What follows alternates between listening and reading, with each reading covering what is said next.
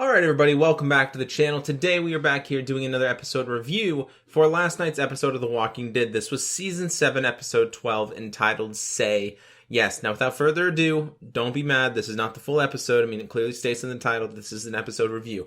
I know there's been a lot of confusion around that lately. For some reason, people don't know how to read the title. But with that being said, alright, let me just go ahead and dive into this. Of course, this does contain spoilers, so if you guys are not caught up to last night's episode of The Walking Dead, make sure you guys go ahead and click away from the video now. This video is not for you. Go watch the episode, come back, and then we can talk about it. We can discuss, we can break down exactly what happened in last night's episode. Alright, so with that being said, let's get into it. Now, this episode had two main focus points, one being Rick and Michonne, like the core focus, the main focus of the episode, and the other focus being Rosita, mainly. Rosita was interacting with a bunch of other characters and stuff too, like Gabriel and Tara and stuff like that, and eventually, actually, Sasha as well. She made her way to the hilltop and talked to Sasha at the end of the episode. We'll get into that, but two main focuses, okay? Rosita kind of doing her crazy thing. She wants to get the guns found and out of the way, and fun fact, she didn't find a single gun other than a toy one that had an orange tip on it, and she got really upset and threw it at the wall. But with that being said, the main focus of this episode was Rick and Michonne, which is how the episode actually kicked off. So I'm not going to go into detail about everything that happened here. I'm just going to roughly, go over it and give you my thoughts on it and stuff like that. So I thought this was a really solid episode. I really did. Now, it didn't have a whole lot of action. Of course, the Saviors weren't a part of it. Daryl, the Kingdom, or really even Alexandria or the Hilltop. It was mainly just Rick and Michonne out on a run and Rosita out on a run. Of course, they did get back to Alexandria eventually. Rather, all of them did near the end of the episode. But again, it wasn't really a main focus point. And I was completely fine with that. Their whole objective right now is to go out and get and find those guns so that they can give them to Jadis, right? Or at least, split them with Jadis so that they can actually fight their fight Negan. That's the whole point. So they're working on getting guns. Now, Rick and Michonne, they've been out, I assume, quite a while. Michonne kind of wanted to go back, and we get to see this in a sneak peek and in the promo that Rick just wants to stay out a little bit longer, and it ends up actually paying off. So they end up finding like a carnival overrun with walkers, but there has been a fight there before. There was walkers and everything with guns on their backs, and there's been a fight there before. That's what happened there. Obviously, either between them and walkers or them and other people trying to take the place. Now, one part that I thought was really funny is when Rick and Michonne were actually scouting the place out, they went on top of a building and actually ended up falling through the roof. Now, it's something that we've seen before in like season 4 when the roof collapsed to that big stop that they all went to. And walkers fell through and stuff like that, because it's just, the roof is, it's rotting, you know what I mean? It was completely soaking wet up there, and it's a rotting roof, it's going to cave in eventually, especially when you put weight on it, And, we get to see that again, that element of decay within the Walking Dead universe, and I think that's a really cool element to sort of breeze over once in a while, not really focus in on it, all the time, but really have like a focus on it part of the time, partially, you know what I mean? Like every now and then sort of bring that element back into play, with the roof decaying and them falling through it. Rick and Michonne actually fell through onto a mattress. It was really cute, and they ended up laughing their asses off, and they actually ended up, when they fell into the roof, the ironic part about it is they fell into the roof, landed on the bed, Rick sat up and seen nothing but cartons, like I'm talking crates and everything like that of food, MREs or ready to eats, whatever they want to call them. But the meal's ready to eat, the military ration stuff that they do put in those brown sealable bags.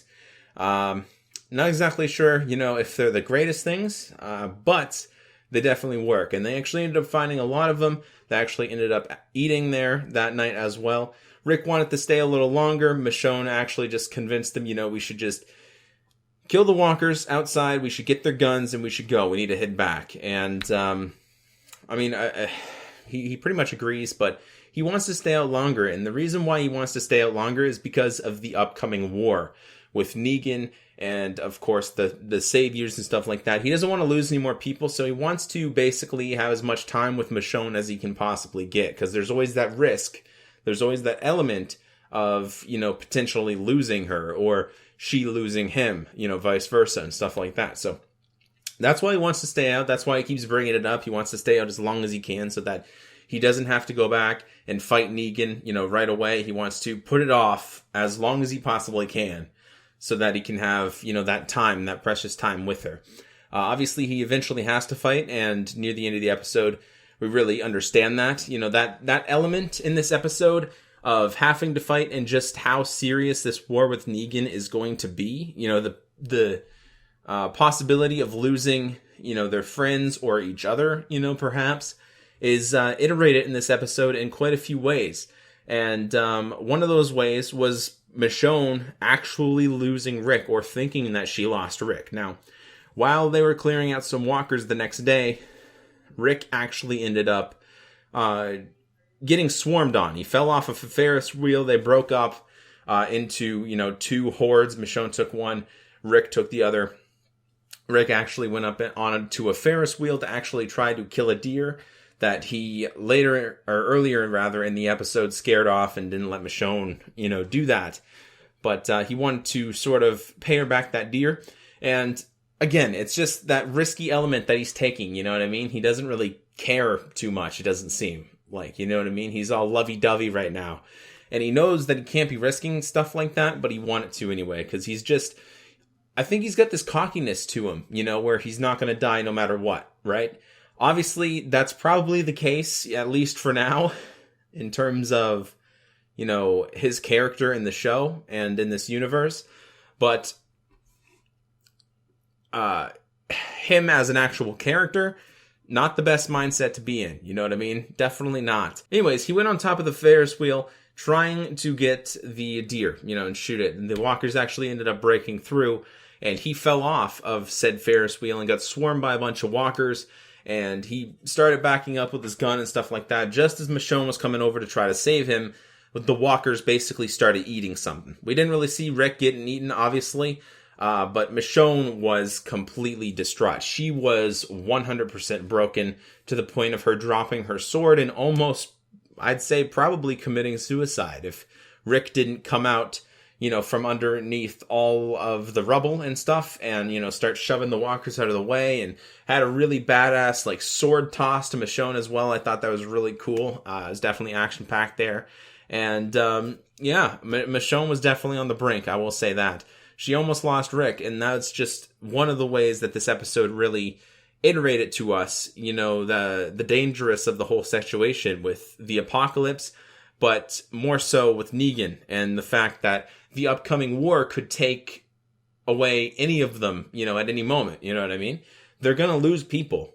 That's without question. They are going to lose people. They're not going to just kill all the saviors and them not have any, fatalities, right? That's not going to happen. You know what I mean? It's just, that's the mindset that you go into when you're starting a war, even in real life. You know what I mean? You're going to lose people. It's not going to just be a clean sweep, right?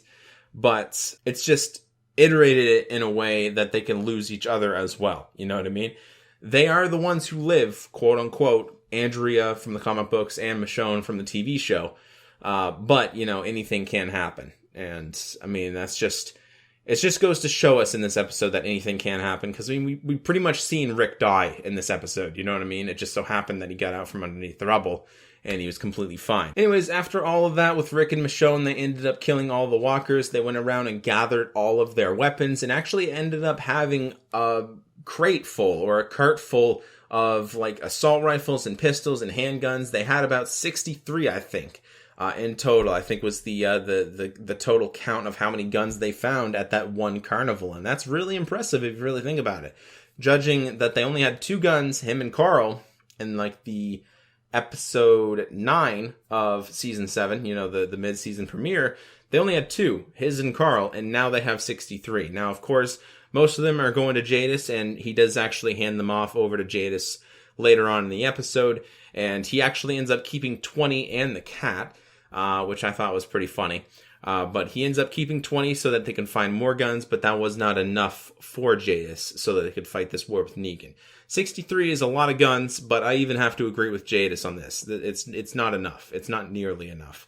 I'm pretty sure, combined with the Hilltop And Alexandria and Jadis's group, there's more than 63 people. So not everybody's going to have a gun, and you always need backups on top of that, okay? So 63 is good for a day's work, but it's not going to cut it entirely, okay? Now, with that being said, that was pretty much it for Rick and Michonne's, other than, like, on their way back to Alexandria. They actually ended up getting in a conversation inside of the white van that they were actually driving with all the supplies and the food. And they ended up bringing everything back, but they actually ended up getting into a pretty serious conversation, kind of a tearjerker. Rick actually ended up mentioning Glenn, saying that Glenn saved me from the start, but I wasn't able to save him, and that was a hard line to bear. Bringing Glenn back into the conversation after we've pretty much, I want to say, gotten over him. I haven't quite yet, because I do definitely still miss him, but he has had all these false deaths in the past, and I've kind of gotten used to it at that point. But it was just, again, it was really hard hearing Rick, and the sincerity in his voice, basically saying, he saved me from the start. That was the first thing he's done ever since I met him. He saved me from the tank, right? And I wasn't able to save him. And again, it definitely sucks to hear. And there was definitely some emotions there exchanged between Rick and Michonne. Michonne basically saying, I'm sorry and stuff like that. And they actually ended up going home. And, Rick was basically explaining to her, it's not about us anymore. It's about a future. This is why we're going to war. We're building a future for Judith. We're building a future for Glenn and Maggie's unborn child. And that's what we're doing it for. We're not doing it for us. And we could lose each other. We're going to lose some of our friends. That's going to happen.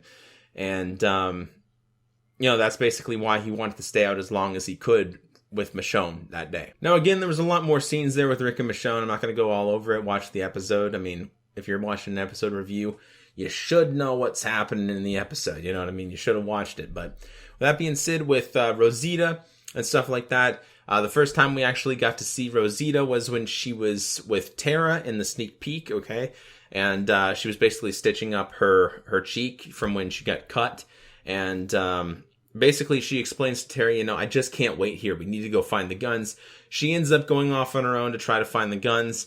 And she came across a building, and there was a really bloated woman, like really tall walker that came out. She ended up killing it because she thought there was a gun in there. She saw the gun. It ended up being a toy gun with like an orange tip, and she got pissed, threw it.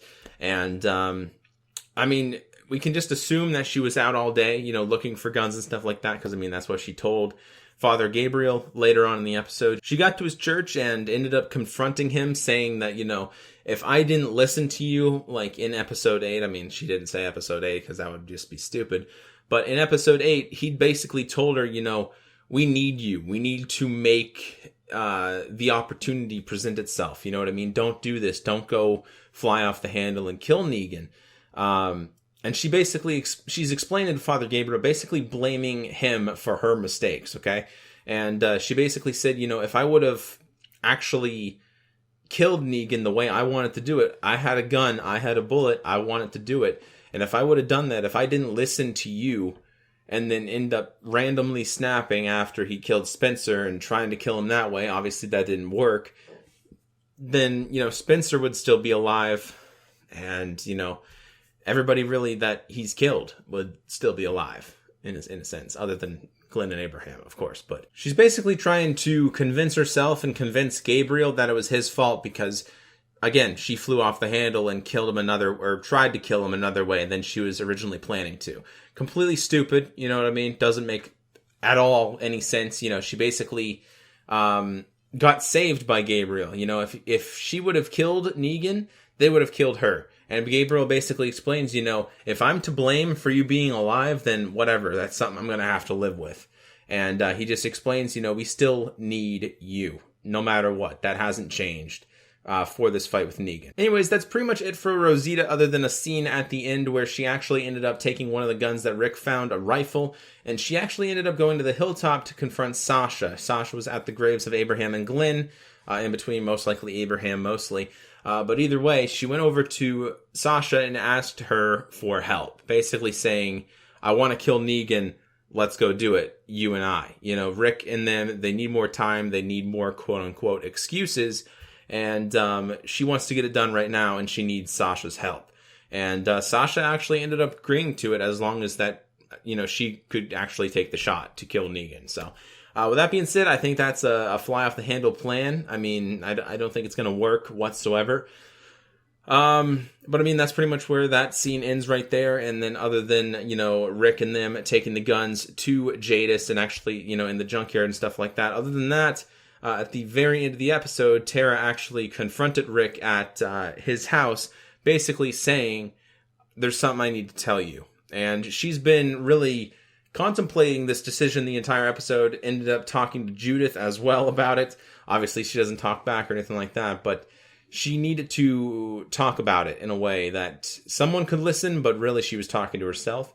Trying to convince herself not, to say anything about the guns at the Oceanside community like she promised not to. But at the same time, she realizes that if she did, she would be breaking a promise, but it's also to, win a war against people that are also going to hurt somebody else and who have actually hurt the Oceanside themselves, So with that being said, the episode ended off with basically Tara telling Rick, I need to tell you something. And we can only assume that she's talking about Oceanside. Now, whether or not she goes through with telling him that's just going to be seen in a later episode. But anyway, thank you all so much for watching. That was my episode review. I thought it was a solid episode of Season 7, Episode 12, entitled Say Yes. The title of the episode actually ended up coming from Rick trying to negotiate a deal with Jadis, saying that he was going to take 20 guns and keep the cat because they found out that Michonne took the cat. Irrelevant, though, and he basically said say yes to the deal, and she actually said yes. So that's definitely interesting, It's definitely an interesting element. Next week's episode, entitled... Let's see. What is it entitled? Can't find the title. It's going to be Season 7, Episode 13, entitled Bury Me Here. And this episode looks to be focused on the Kingdom and Carol, mostly. Judging from the promo and the sneak peeks, it's definitely going to be interesting. So if you guys want to see my predictions for this week's up-and-coming episode of The Walking Dead, Season 7, Episode 13, entitled Bury Me Here, make sure you guys go ahead and tune in this Thursday, March 9th? Yeah, it would be March 9th. So make sure you guys tune in then for my episode predictions. And until then, I will see you guys in the next video. Tell me down in the comment section below if you guys liked this episode at all. I thought it was a great episode. I thought it was a really solid episode. We actually get to see Rick and the gang back. Most of Alexandria, not all of it, but definitely key parts to it at this point. And the whole, Rashomon romance was definitely cool to watch as well. And I liked it. Definitely enjoyed it. And I will see you guys in the next video. Take care, everybody.